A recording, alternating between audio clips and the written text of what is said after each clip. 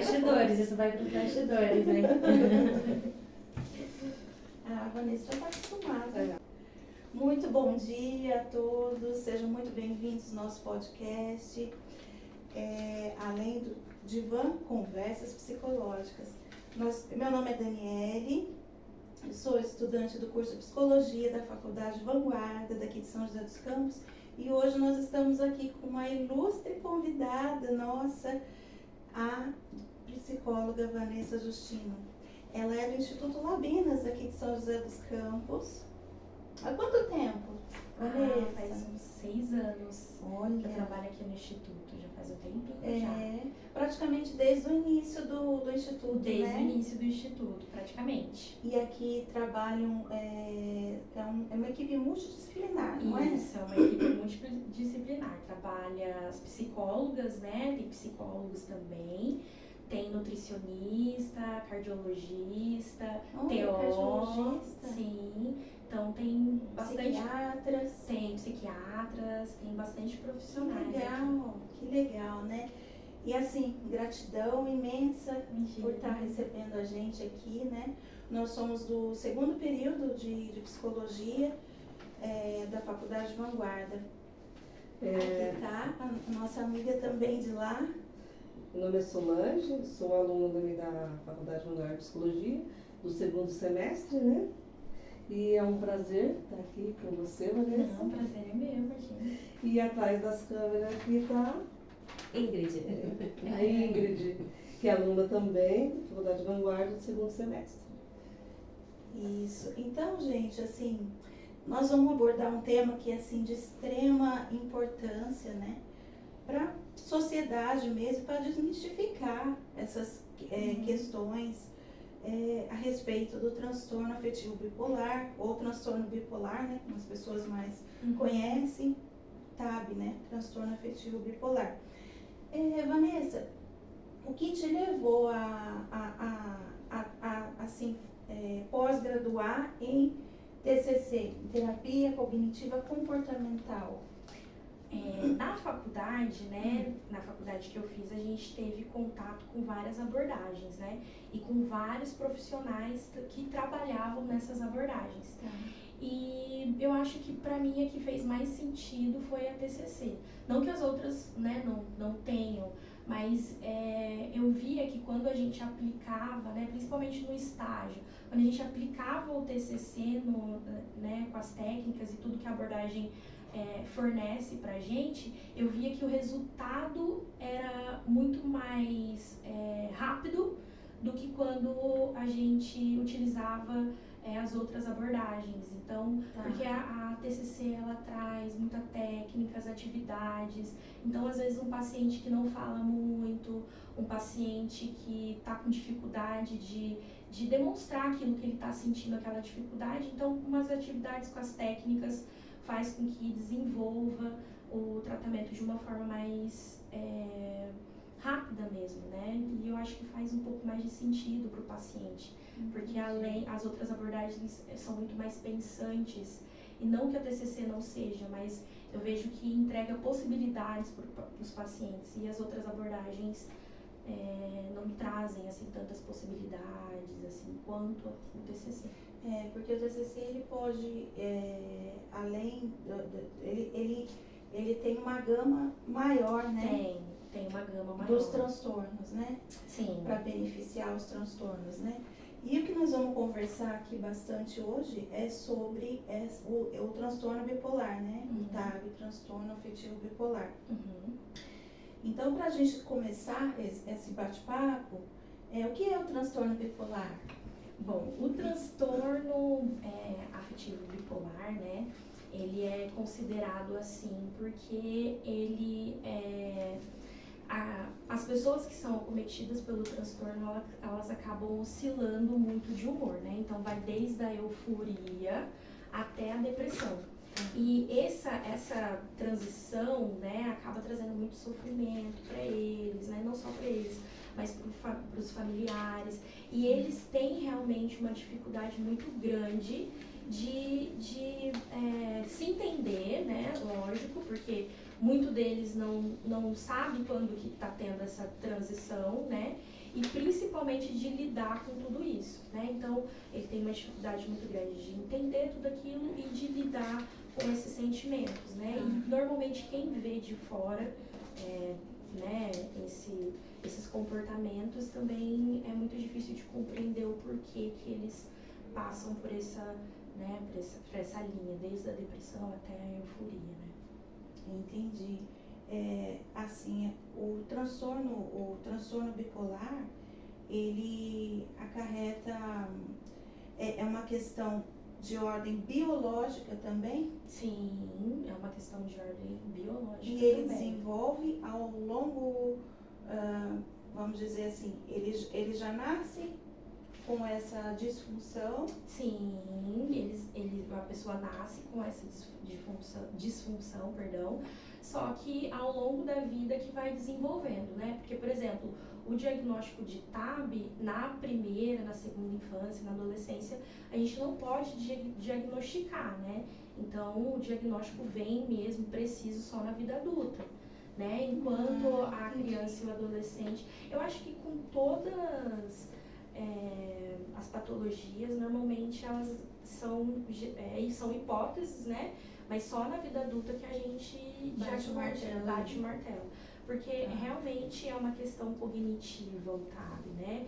Então é algo onde que o diagnóstico preciso mesmo é só na vida adulta. Tá.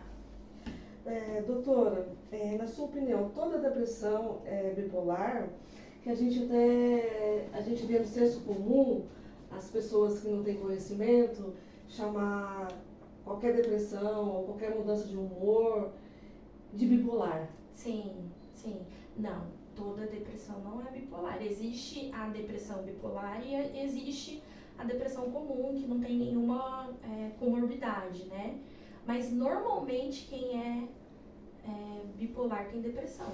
Normalmente. E é assim que eles vêm pro consultório. Normalmente, procurar tratamento. Normalmente o bipolar, ele não vem porque, me descobri bipolar. Ele vem por conta da comorbidade.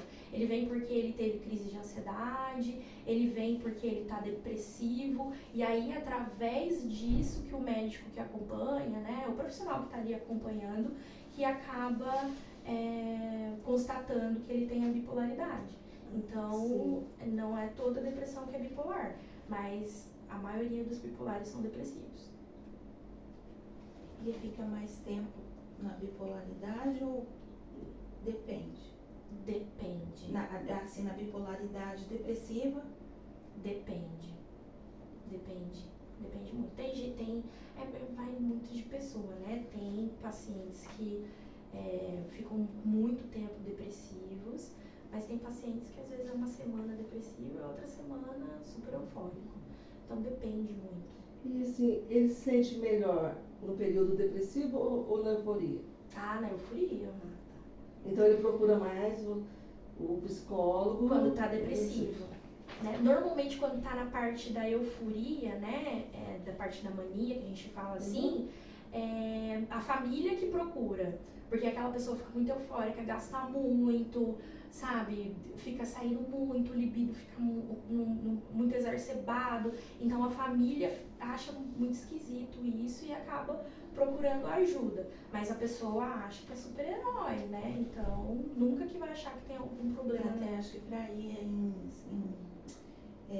fazer atividades esportivas de alto risco, né? Sim, fazem tudo isso. Então, assim, quando que tá na parte de, né, eufórico, é difícil eles procurarem mesmo. Quais as características que a família pode observar, ficar atenta para procurar uma ajuda psiquiátrica, uma ajuda psicológica para diagnóstico do transtorno? Assim, como a gente falou, né, tem a parte, né, que são, assim, a bipolaridade, eles têm vários sintomas, né, tem vários, não é só a questão da depressão e da euforia, né, eles passam por várias emoções, vários comportamentos, né, mas eu acho que o pico é quando eles estão mais depressivos e mais eufóricos, que é o que a gente consegue identificar mais, né. Então, como que tem essas duas partes que eles ficam, né? Então, a depressão tem as suas características e a fase da mania e hipomania tem as características, né? Então, eu até anotei aqui, pode ler, gente? Por exemplo, quando que o paciente está na fase de mania, tem várias outras características, né? Eu coloquei aqui algumas que eu fui lembrando, né? E que aí a pessoa pode identificar. Então, quando que está na fase de mania? Tem a diminuição da necessidade do sono, quando que o paciente está na mania, ele mal dorme, então quando que a família perceber, caramba, ele está dormindo 2 horas, 3 horas, então normalmente está na fase de mania. Irritabilidade, tudo irrita, tudo incomoda, né? Ideias suicidas, é mais a ideia mesmo, não cometer o ato, né? Porque o ato normalmente quando que eles vão tentar é mais na fase depressiva. Ganho de peso, porque acaba se alimentando muito, porque fica muito ansioso, né? O aumento do libido, que nem eu falei pra vocês, né? Agitação, né? Delírios e alucinações podem acontecer, né? Às vezes acreditar que é alguém muito, sabe, muito famoso, alguém muito importante, né? Então eles podem acreditar nisso, né? Problemas com dinheiro, porque eles acabam gastando muito nesse período, né? E a falta de foco, porque eles, né, com essa mania toda, eles acabam não focando. E aí, quando que tá na fase depressiva, para identificar, a apatia, né, a culpa excessiva, se sentir culpado, né, aí vem a ideação suicida, eles podem tentar mesmo, não só pensar, mas eles podem tentar ter o ato, né. Aí vem a redução do libido, humor depressivo, isolamento social, né, a queda do desempenho, né. Então, isso daqui é algumas características assim que são mais presentes, mas tem várias outras. E, doutor, existe classificação para o bipolar? Por exemplo, leve, moderado e grave? E muda o tratamento também? Quando é leve, moderado e grave?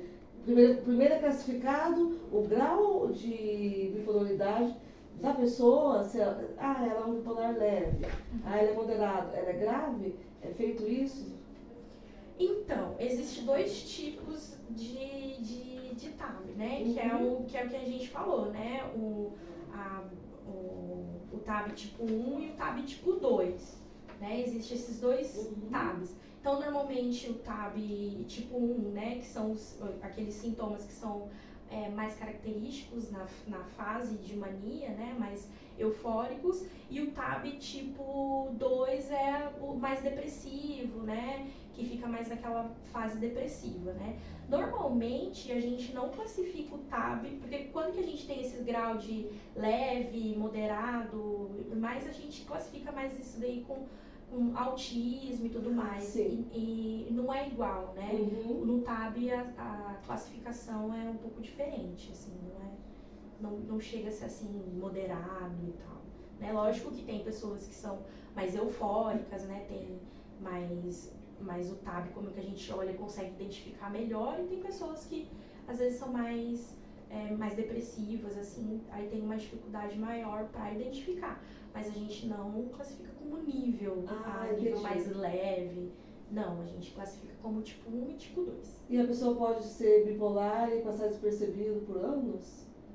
Sem que nem ela perceba, nem a família, sabe que tem algo errado, mas não percebe que seja um bipolar ou seja uma coisa assim que precisa de tratamento. Sim. É o jeito dela. Sim. Então, quando o TAB tem alguma comorbidade, aí pode ser que aconteça, porque aí normalmente a gente vê a comorbidade como algo mais forte e o TAB fica em segunda opção, que é a mesma coisa, por exemplo, da depressão. Nossa, a pessoa tá com depressão, então normalmente para identificar ali o TAB é difícil, né? Mais com um profissional mesmo. Então pode ocorrer. Eu acho que de todas pode ocorrer, e né? Mesmo porque quando a pessoa vem procurar um médico, ajuda, é igual você falou, né, doutora?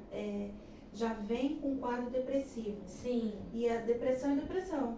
Sim. O que o médico vai fazer também? Passar remédio para depressão. Sim. Sim. Que não vai...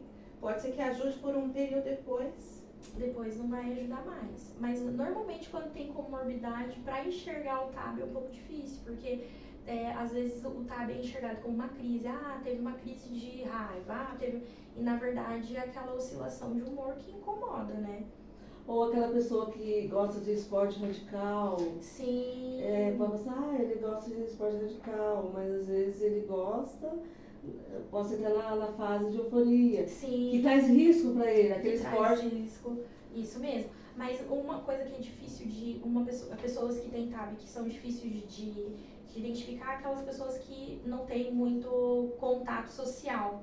Esses também é difícil da gente, porque, por exemplo, uma pessoa que tem um convívio muito grande social, quem tá ao redor percebe, caramba, hoje tá de um jeito, no outro dia tá de outro, né? Nossa, você viu que você falou tal coisa, não foi muito legal, você viu que você fez tal coisa. Agora aquela pessoa que talvez não tenha um contato social muito grande, também é difícil identificar, porque não tem uma outra pessoa para dar aquela visão de percepção, né? Ele, o comportamento dele, então para ele tá tudo normal, né? E a pessoa também pode ficar sem empatia, né? Sim, pode ficar mais apático, né? Então pode ficar sem empatia com as pessoas e até com ele, assim, às vezes pode perder esse autocuidado, que é o que vocês falaram, né? Às vezes fazer esporte radical, tudo, não tem aquele medo da perda da vida, né?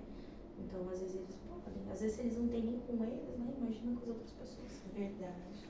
Em relação à porcentagem, vem aumentando pós-pandemia o diagnóstico do transtorno afetivo bipolar? Sim. Então, quando que eu vi nessa pergunta, eu até cheguei a pesquisar para ver se realmente teve um aumento. Mas sabe o que aconteceu? Quando chegou na pandemia, né, as pessoas ficaram elas com elas mesmas, então aí teve muita questão da depressão, de ansiedade, né? As pessoas entraram nesse ciclo. Então, não é que houve um aumento, é que houve um aumento da procura dos profissionais que tenham esse diagnóstico, né? Então, por exemplo, nem eu falei, a pessoa na pandemia ficou com depressão e ela é bipolar, ela vai chegar no consultório, né, falando que tá com depressão, só que aí é constatado também o TAB. Então, assim, eu acho que houve mais procura pelo tratamento, não pelo número, aí, consequentemente, pelo número de pessoas, né? Mas eu vejo que houve mais procura por conta disso, que é mais por conta da comorbidade mesmo. Que a pessoa queria ter um diagnóstico Isso. do que ela estava sentindo ali. Isso. E qual o tipo de tratamento e como que ele acontece e quais são as pessoas envolvidas? É a família, é os colegas, como que acontece o tratamento? Precisa de um apoio maior da família?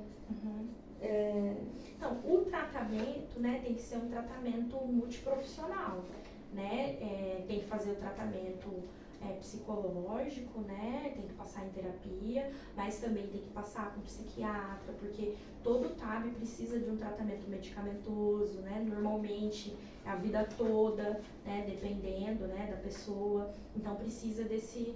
Fora que tem alguns que precisam de TO, né? Precisam de outros profissionais para estar acompanhando, né? Depende da avaliação ali do médico e da onde que ele indica ali, mas o apoio familiar também é fundamental, porque precisa ter uma certa paciência ali, né? Precisa ter um conhecimento em relação ao transtorno, né? Para ter realmente a paciência, porque muito comportamento deles é ali involuntário, às vezes não é que eles queiram demonstrar a emoção daquela forma, mas por conta do transtorno acaba sendo, né?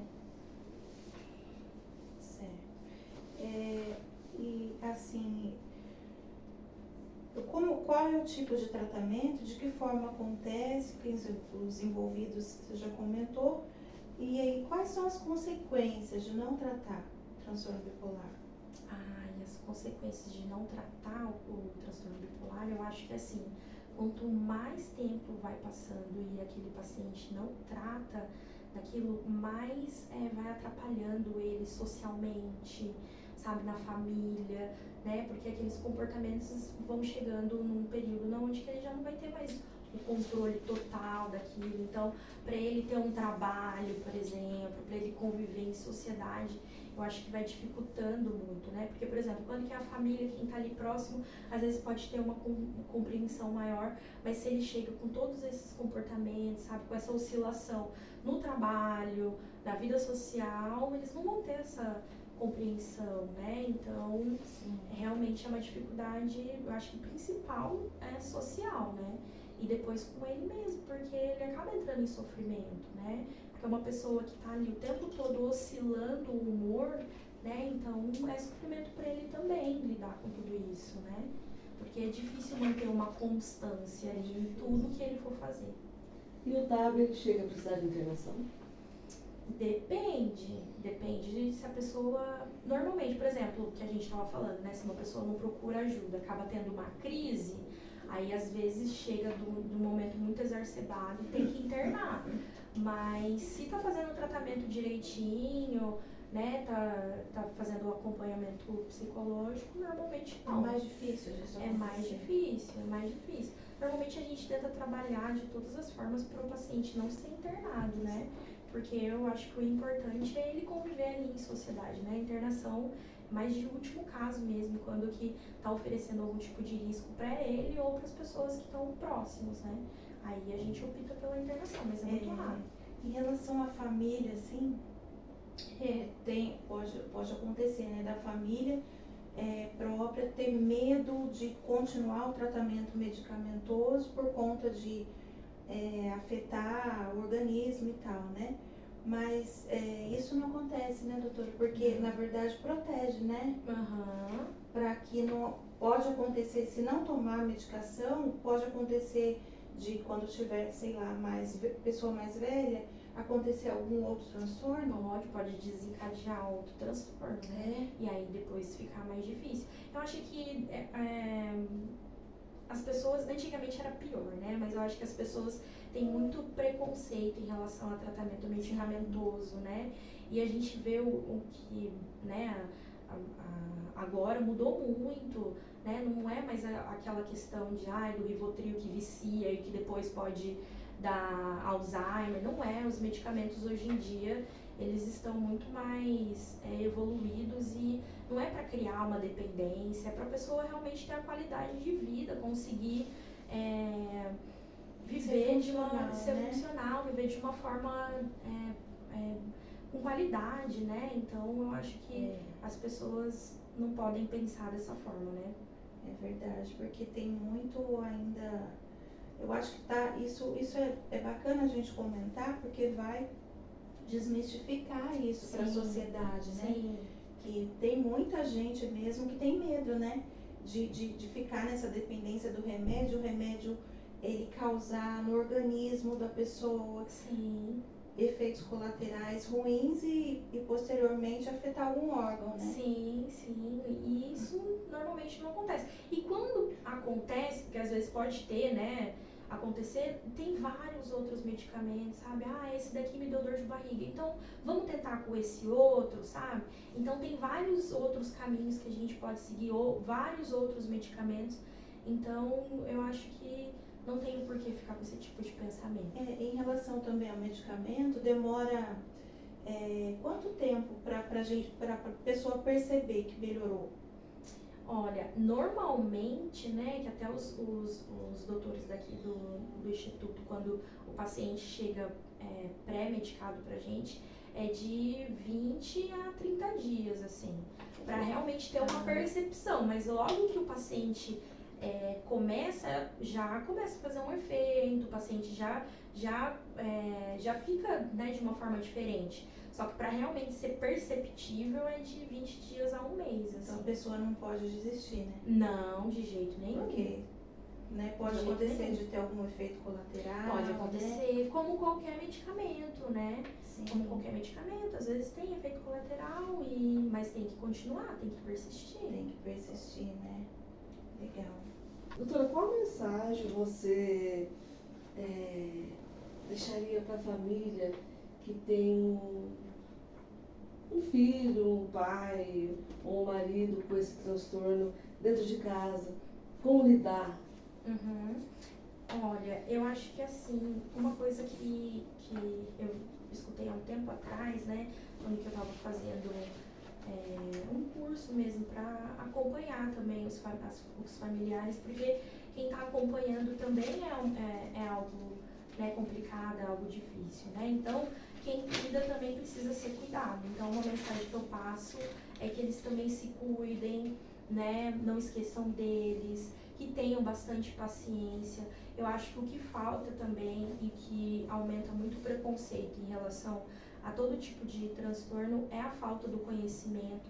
Então, quanto mais a gente souber sobre aquilo que a pessoa está passando, sobre aquilo que a pessoa tem, é mais fácil para a gente entender, mais fácil para a gente ter mais paciência e compreender, né? Então, acho que a família precisa muito buscar o conhecimento e ajuda também, né? Acho que quem cuida ali precisa também ter um cuidado, procurar ali um profissional para ajudar, para acompanhar, né? Porque com certeza o familiar vai se sentir muito melhor com isso, né?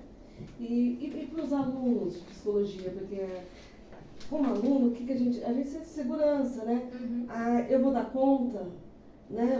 Vou dar conta desse paciente com transtorno. Que mensagem você deixaria para os futuros alunos de psicologia?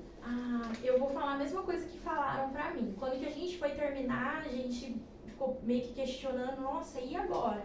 Gente, é tudo questão de repertório. Vocês estão estudando, né, sobre aquilo, então quando vocês saírem, vocês vão saber, sabe? Eu acho que a gente aprende muito na prática, mas vocês vão ter o repertório. Então, quando chegar alguém, sabe, vocês conseguirem identificar aquilo no paciente, né, ter toda essa compreensão, né, e acolhimento, principalmente ao acolhimento, que eu acho que por mais a pessoa pode chegar com qualquer transtorno, com qualquer patologia, o que for, o acolhimento com aquela pessoa é o principal, a pessoa se sentir acolhida é o que vai fazer com que ela conte o que está sentindo, que ela se abra com você, né? Então, assim, o repertório vocês têm, é só estudar direitinho, fazer as coisas direitinho, aproveitar as oportunidades, então vocês vão ter bastante estágio, sabe? Aproveita, porque eu acho que esse primeiro contato que vocês têm é importantíssimo. Você quer finalizar? Você quer finalizar? Pode finalizar. Em relação também à questão do profissional, né? É de extrema importância ter esse acolhimento do profissional, né? Para com a pessoa, os familiares, enfim, a rede de apoio, né? Mas é importante também o profissional, assim, explicar, né? De repente, a abordagem dele, ou especificar, já deixar, olha, eu sou profissional de terapia cognitiva comportamental. Sim. Não que não trabalha com outras abordagens, né? Mas é importante, né? É importante. Porque a maioria das pessoas não perguntam, né? Não, a maioria das pessoas não. Por exemplo, eu normalmente falo, né? Quando que o paciente vem, eu falo e tento explicar meio que assim, sucintamente, né? Lógico que vai passando, né, o tempo, eu vou entregando as atividades e tudo mais, aí eu consigo explicar melhor o que é a abordagem, mas é muito importante, sabe, o paciente, né, ou até mesmo o profissional, falar qual que é a abordagem, como funciona, porque são pessoas às vezes leigas que chegam ali e acham que toda terapia é igual, e não é, né? Sim. E às vezes você não se identificou com o TCC, tem a psicanálise, às vezes você não se identificou com o psicanálise, tem a existencialista, tem a fenomenológica, então eu acho que tem aí um amplo leque de várias abordagens e que dependendo daquilo que você está passando no momento, ou do transtorno, ou da patologia que você tem sempre uma abordagem que vai te acolher ali, que você vai se sentir mais confortável, né? Então eu acho que é importante, eu acho que quem tem esse tipo de conhecimento em relação a perguntar mesmo, eu acho que seria interessante. O profissional também eu acho que deveria falar, né? Eu acho que às vezes não tem muitos que falam, mas eu acho que é importante. Tem muitos que não falam, né? A respeito disso. Então, assim, é um conjunto, para qualquer transtorno, é um conjunto envolve família, rede de apoio, envolve o médico, psiquiatra e a psicóloga, né? Sim. Aí pode ter outros profissionais também, que nem eu falei, o TO, tem outras formas de tratamento também, né? Então, às vezes, pode ter outros profissionais também que vão acompanhar, né? Eu acho que o quanto de profissional, assim, não importa. Eu acho que tem que fazer com que aquela pessoa se sinta bem. Então, você está passando com 5 profissionais? Ótimo, tá te fazendo bem, então vamos embora, né? Sim. Então, eu acho que tem que ser realmente multiprofissional, mas tem que fazer as coisas com que o paciente se sinta bem. Certo. E uma pergunta, assim, acho que pessoal, para você. O que a gente sente na faculdade? Uma aula, bom, no meu caso, né? Uma aula eu quero ser TCC, daí na outra eu já quero fazer psicanálise. Como que a gente descobre que realmente a gente quer e o que a gente veio para fazer? Ó, eu escolhi a TCC porque, por exemplo, eu sou muito organizada assim com as coisas. Então, por exemplo, eu tenho uma agenda que eu escrevo tudo, grifo e tudo mais. E a TCC traz esse tipo de organização. Eu acho que a palavra da TCC é organizar. Então, normalmente a TCC vem com técnicas e tudo, então sempre tem algo onde que a gente pode direcionar o paciente. Então, a abordagem, que nem eu falei no início, foi a que mais fez sentido para mim, para minha vida. Então, quando a gente for escolher a abordagem, a gente tem que escolher uma que a gente se identifique. Talvez, por exemplo, eu gostei muito de psicanálise, porque traz essa questão das patologias e tudo mais, né? E a professora de psicanálise foi a que levou a gente no hospital psiquiátrico, fez todo aquele estágio. Pra mim foi sensacional. Nossa. Mas quando que eu conheci a TCC, eu falei, nossa, caramba, eu acho que é o que faz mais sentido, é o que vai me dar prazer eu trabalhar com isso, vai me dar uma assistência maior. Então eu acho que a gente tem que ir não por facilidade, mas o que a gente mais se identifica fazendo, né? E o resultado da terapia cognitiva comportamental, ele tem um prazo para resposta positiva? Sim. Assim, é muito difícil porque vai da pessoa, né? Quando que a pessoa, eu falo assim, quando que a pessoa vem aqui e ela quer o tratamento, ela quer melhorar, aí eu vejo que flui, assim, de uma forma muito rápida. Mas quando que a pessoa está com mais resistência, independente da abordagem, se é o cognitivo, se é qualquer outra abordagem, aí demora mais. Porque a pessoa está resistente em relação ao tratamento, né? Então, aí até, sabe, a pessoa baixar a guarda, tirar toda essa resistência, né? Ela se sentir, como eu falei, ela se sentir acolhida, se sentir bem, aí tem que ter todo esse percurso para depois a gente realmente conseguir ver uma melhora, né? Então, aí tem esses dois impasses, né? Quando a pessoa quer tá ali, a gente dá as atividades, ela faz, a gente passa as técnicas, ela faz, né? Coloca em prática, aí vai rápido. Mas quando tem a resistência, demora mesmo. E o paciente pode receber alta e depois voltar com novas demandas? Pode. Eu acho que a alta sempre é muito importante, porque dá um incentivo maior para o paciente, né? Então, todo tratamento tem um começo, meio e um fim, né? A alta é muito importante, né? Então, ele pode lidar com essa demanda inicial e depois, com o tempo, ele trazer outras. Porque a vida é assim, né, gente? Tem uma hora que a gente tá passando por um problema, resolve, quando que vê, aparece outro. Então, eu acho que, independente de qualquer coisa... Dias de altos e baixos, né? O tempo todo, né? Sim. Então, gente, estamos chegando ao fim daqui do nosso podcast. Agradecemos muito quem ficou com a gente até agora. E assim, um papo muito gostoso, muito aberto com a doutora Vanessa Justino. Você pode deixar o contato, quem consegue te achar? Sim. Rede social, enfim. Posso. Bom, no Instagram, né, vanessa.psico, né, e eu trabalho aqui no Instituto Labinas, né, então se a gente dá um Google lá, Instituto Labinas, vai estar todas as informações e todos os números para contato. Nós agradecemos muito. Imagina, nossa, eu que agradeço. E é isso, gente. Obrigada por tudo. Valeu.